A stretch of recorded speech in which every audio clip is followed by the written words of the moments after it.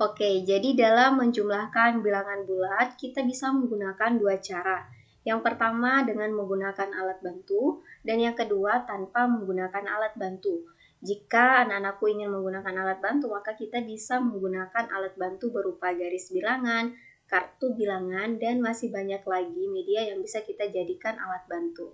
Nah, jadi yang pertama, Ibu akan menjelaskan dulu bagaimana cara menjumlahkan bilangan bulat menggunakan alat bantu berupa garis bilangan. Oke, langsung saja. Konsep yang harus anak-anakku pahami dalam menjumlahkan bilangan bulat menggunakan alat bantu garis bilangan adalah yakni jika bilangannya positif, maka arah tanda panahnya adalah ke kanan.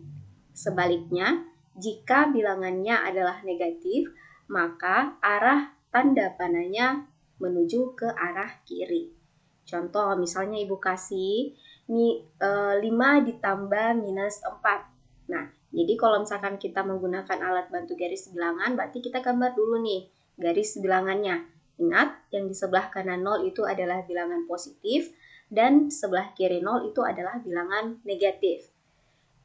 Karena pada soal, angka yang pertama, bilangan yang pertama itu adalah positif 5, maka dari titik awal yaitu titik 0, kita menuju ke arah kanan sebanyak 5 langkah atau 5 satuan. Jadi kita berhenti di angka 5. Setelah itu, karena dijumlah dengan bilangan negatif 4, maka kita dari angka 5 menuju ke arah kiri sebanyak 4 satuan. Ya, karena bilangannya negatif tadi berarti kita menuju ke arah kiri. Jadi sebanyak 4 satuan, maka kita akan berhenti di angka positif 1. Ya kan? Berarti hasil dari 5 ditambah negatif 4 adalah positif 1. Adalah positif 1. Oke, bisa ya? Ibu kasih lagi contoh.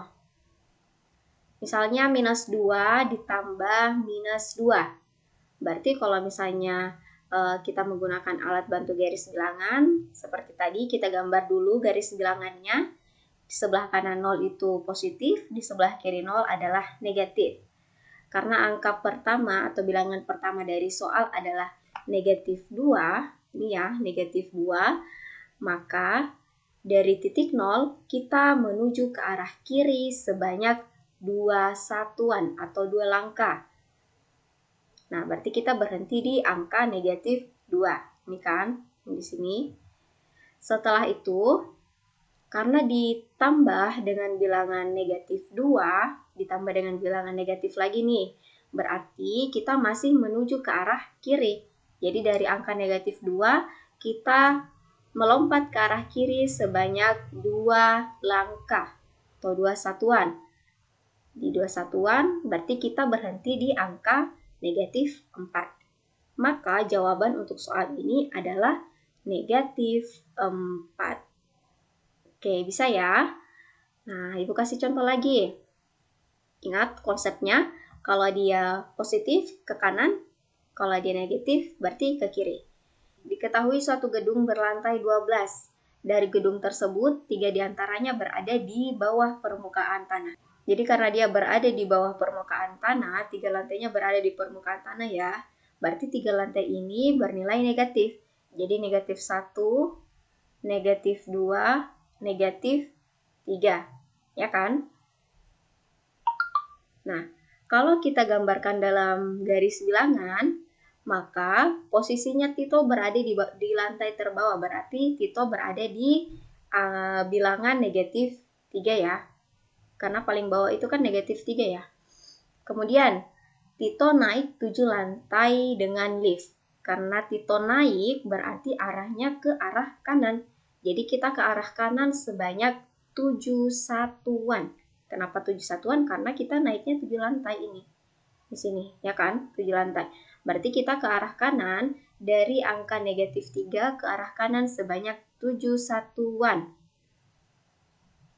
Oke, berarti kita berhenti di angka positif 4. Berarti posisi Tito dalam garis bilangan berada di bilangan positif 4. Ini ya. Jadi jawaban untuk soal ini, jika digambarkan pada garis bilangan, maka posisi Tito berada di angka positif 4. Nah, nanti anak-anakku bisa mengulang videonya lagi jika masih belum paham penjelasan yang Ibu berikan.